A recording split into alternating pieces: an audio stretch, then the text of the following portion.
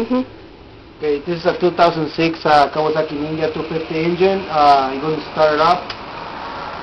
Right there. Open the switch. And there's the ignition on.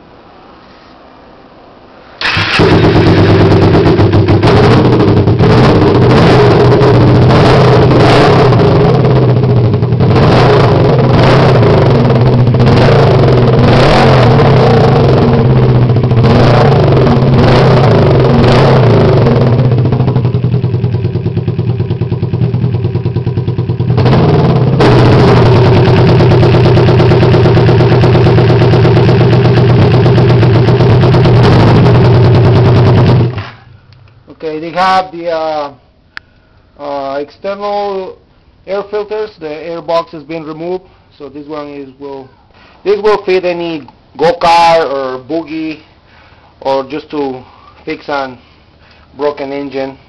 Comes a nice replacement right here. So everything is for sale. It's running. Everything is good.